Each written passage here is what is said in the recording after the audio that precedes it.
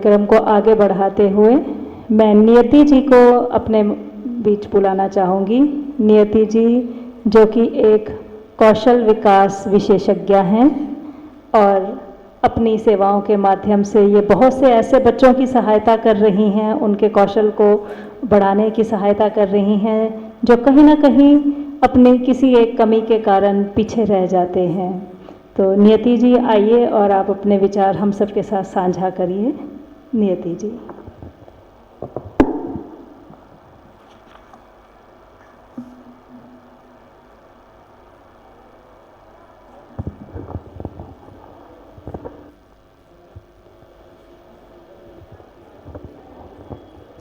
वक्रतुंड महाकाय सूर्यकोटि समप्रभ निर्विघ्नं कुरु मे देव सर्वकार्येषु सर्वदा। गुरुर्ब्रह्मा गुरुर्विष्णु गुरुर्देवो महेश्वरा गुरु साक्षात् परब्रह्म तस्मै श्री गुरुवे नमः तस्मै श्री गुरुवे नमः तस्मै श्री गुरुवे नमः। अपने गुरु को वंदन करते हुए आदरणीय श्रद्धालुगण जो आए हैं यहाँ पे, भागवत प्रेमियों, आज का जो विषय है संस्कार, संस्कृति और संस्कृत तो मेरी बहुत ही वीक है, ना के बराबर, क्योंकि मेरा पूरा एजुकेशन तेलुगु मीडियम से हुआ है। तो हम हिंदी भी बहुत कम जानते थे, लेकिन जब मेरी पोस्टिंग महाराष्ट्र में हुई तब मैं थोड़ा सा हिंदी 9 साल तपस्या करके सीखी और अब गुरुजी की अनुकंपा से संस्कृत सीख रही हूँ।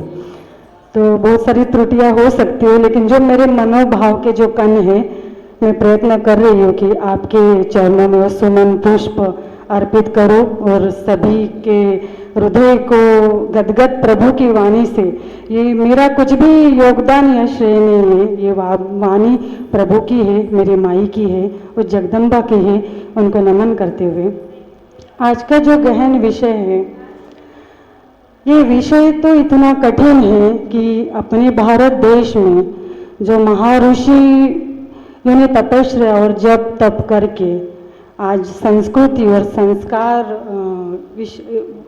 संस्कार की धरोहर को वो अमृत कलश आज हमें प्राप्त करवाया है। और वो अमृत कलश जब हमने लिया है तो पान करते करते इस संसार रूपी सागर में, इस संसार रूपी सागर में मंथन करने का कर्तव्य हमारा है और साथ साथ अमृत भी मिलेगा तो साथ साथ विष भी हमारा ही प्रारब्ध है। हम जब जन्म लेते हैं तब हम पुराने जन्म से कुछ संस्कार अपने साथ लेके आते हैं। जैसे आज के वर्तमान में आज हमारे संस्कार जो बनेंगे वही पूर्व जन्म में, अगले जन्म में वो हमें प्राप्त होंगे। संस्कार 5 तरह से हर जीव अपने साथ ग्रहण करता है।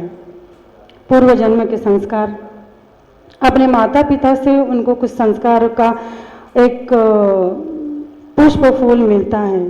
तीसरा हो वातावरण, स्कूल, शिक्षा है, जब वह जहाँ से लेता है अपने मित्र संगति के अनुसार वो संस्कारों को ग्रहण करता है।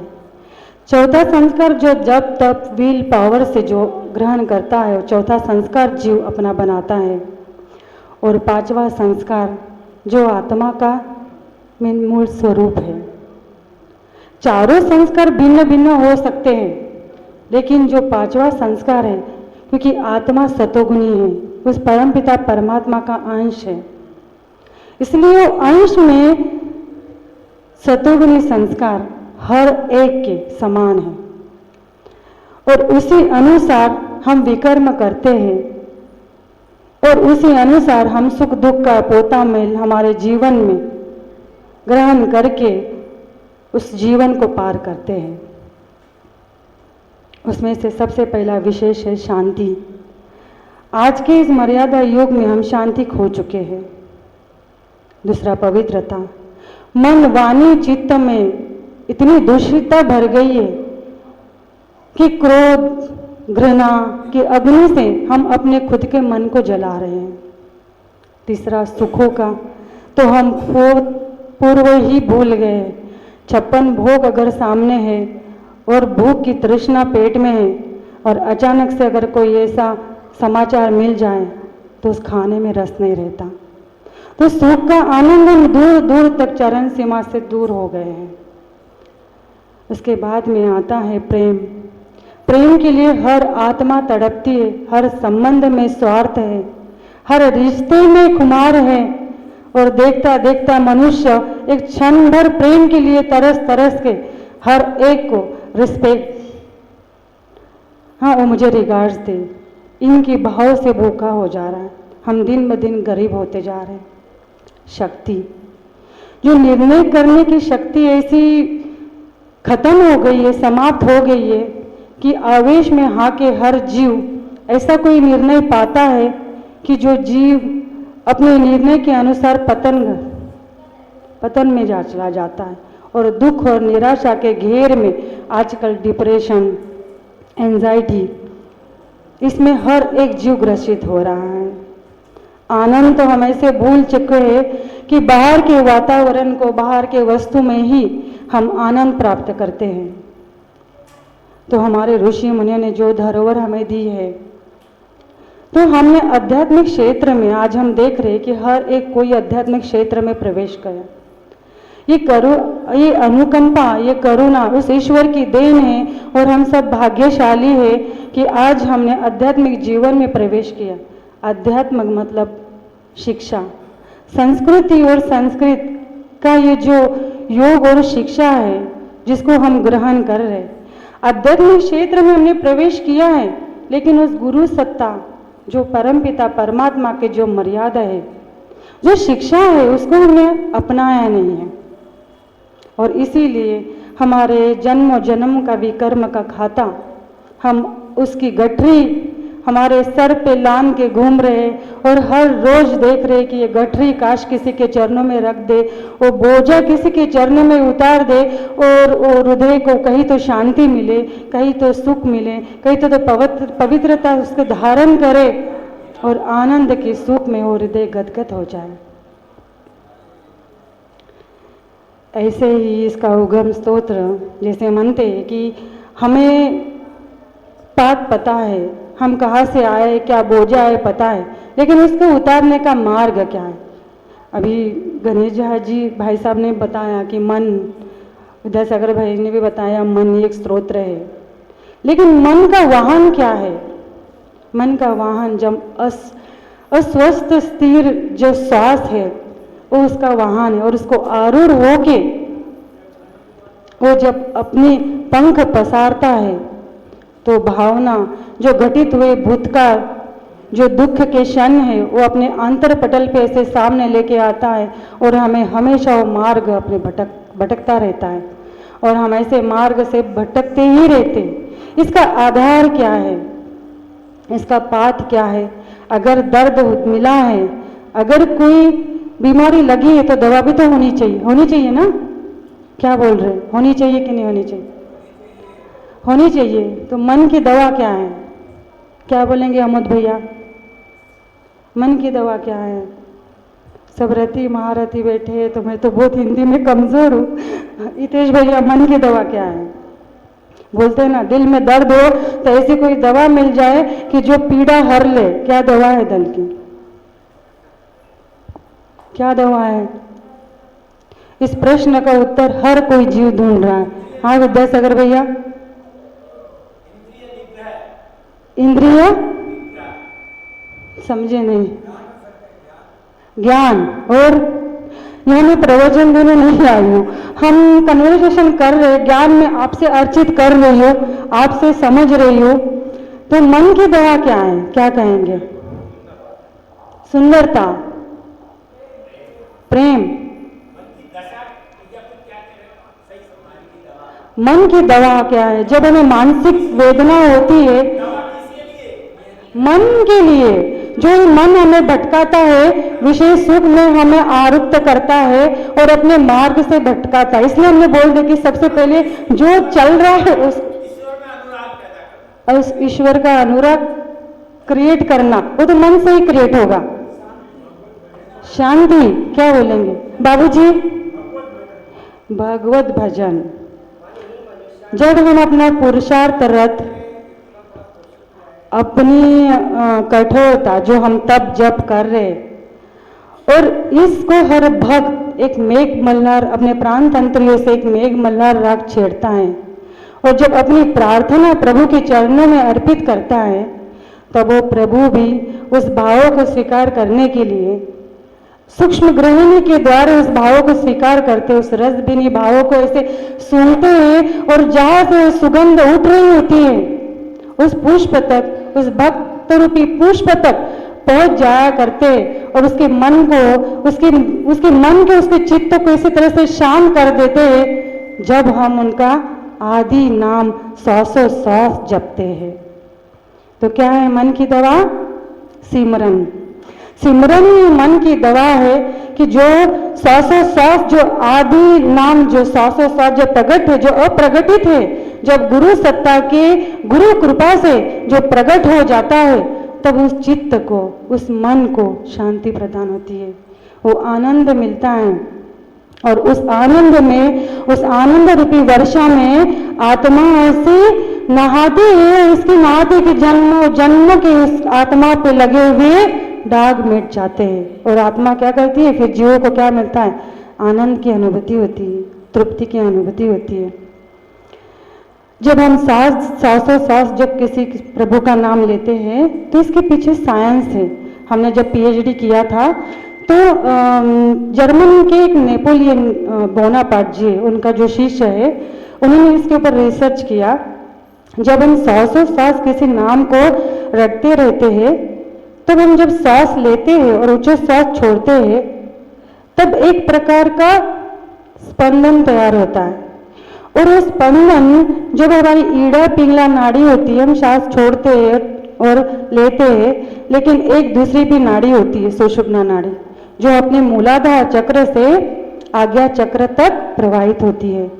और उस सुषुम्ना नाड़ी में वो जो स्पंदन तैयार होता है, वो आज्ञा चक्र के पास पहुंच के वहां पे प्रकाश स्वरूप परमात्मा का आवेश होता है। और उस आवेश में, उस बारिश में, उस रमणी की इसमें जब वो आत्मा नहाती है, मन जब नहाता है, तब वो शुद्ध हो जाता है और हमारे संस्कार क्या हो जाते हैं? खत्म हो जाते हैं। और नए संस्कारों की, जो परमात्मा के सतोगुणी संस्कार है, उसको आत्मा ग्रहण करती है। तो ये तरीका है, ये एक साइंस है, एक विधि है। इस विधि से चित्त शुद्ध होता है, वृत्ति में परिवर्तन होता है, आचरण में सुधारता होती है और कर्म हम कैसे बना लेते हैं? सुकर्म से। और जाते समय प्रभु से कुछ न कुछ लेके जाते और कुछ न कुछ देके जाते। अब आप कहेंगे इतनी बड़ी बड़ी बातें, इसका प्रमाण क्या है? तो हम स्वयं इसका एक प्रमाण है। हम अपना ही, क्योंकि भक्त प्रहलाद है, गौतम बुद्ध है, बड़े बड़े जो स्वामी विवेकानंद है, इनके हमने एग्जाम्पल देखे। कभी मन में प्रश्न आता था कि इनको जब अनुभूति हुई तो काश हमें भी ऐसी अनुभूति होगी कि ईश्वर नाम का कोई है, क्या हम इस आंखों से उसको देख सकते हैं? क्या उस कानों से हम उनको सुन सकते हैं? क्या इस मन से उनको ग्रहण कर सकते हैं? क्या उस प्रेम का अनुभव हम अपने चित्त को दे सकते हैं? तो ऐसे ही आज से 11 साल पहले की बात है, जस्ट मैं 21 साल की थी, 10 साल की बात है, 2013 की बात है। और मैंने इंटरनेशनल ऑर्गेनाइजेशन में एज ए हेड एचआर का भी जॉब किया था। और 2013 में मेरा यूके जाना हुआ और वहाँ पे हर एक ऑर्गेनाइजेशन, हर एक स्टेट अपनी जो ऑर्गेनाइजेशन उसको रिप्रेजेंट करने वाला था। और इंडिया से मुझे भेजा गया था। तो मतलब तेलुगु लैंग्वेज तो मेरी बहुत फ्लुएंट थी और इंग्लिश भी मेरी अच्छी थी। लेकिन जब मैं वहाँ पे गई तो वहाँ का देश नया, वेश नया, भेष नया, और सब व्यक्ति जीव भी सब अपने से लग रहे थे। जिसको देखो उसमें ऐसा लग रहा था कि हर एक आत्मा, सब में परमात्मा का वास है। लेकिन जब वो हमारा 2000 पब्लिक सामने बैठी थी और बहुत बड़ा स्टेज लगा हुआ था, हर एक कंट्री आ रहे थे और अपने आप को प्रेजेंट कर रहे थे।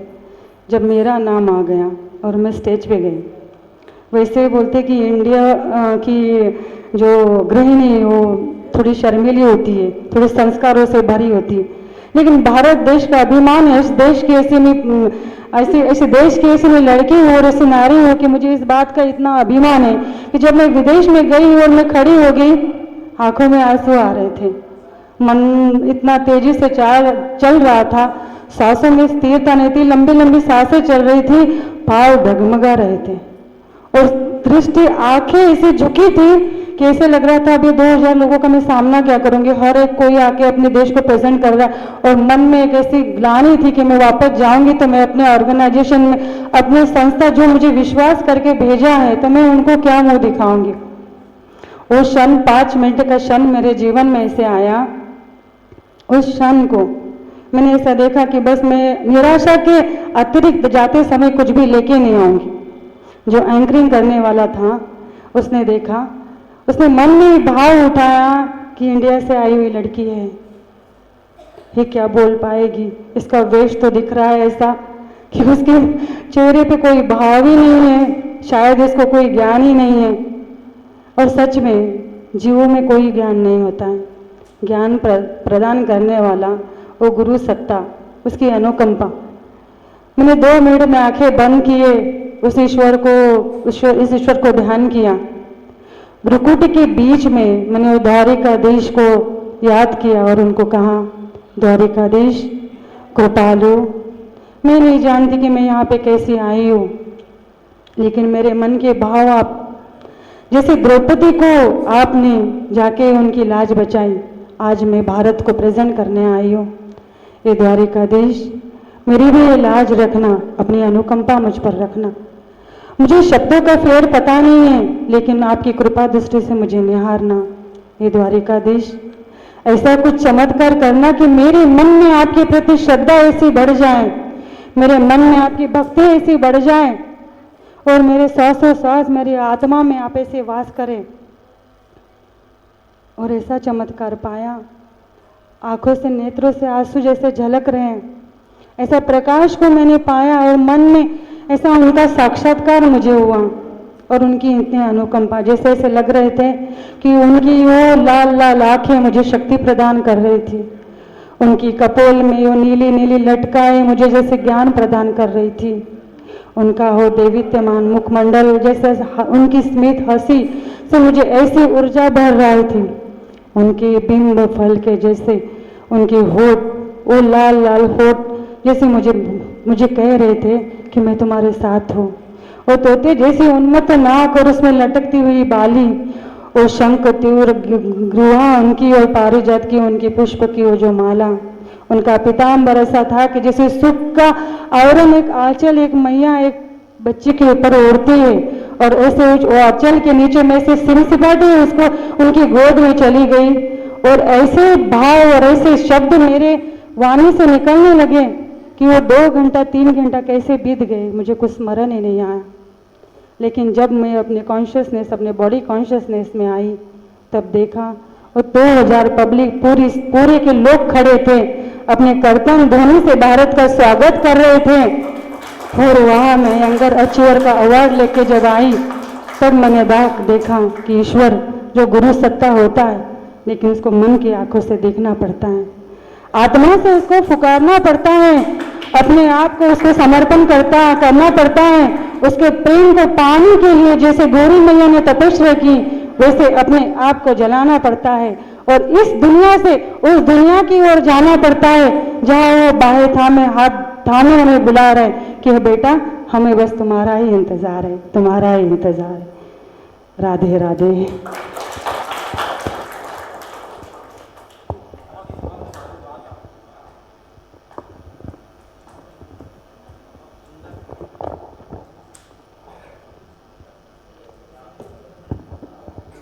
धन्यवाद नियति जी, आपने जो अपना संस्मरण भागवत के साथ जोड़कर हमें सुनाया और हमें प्रेरित किया, ये बहुत ही प्रेरणादायक शब्द थे। धन्यवाद। अब मैं कृष्णा भट्ट जी को आमंत्रित करना चाहूँगी।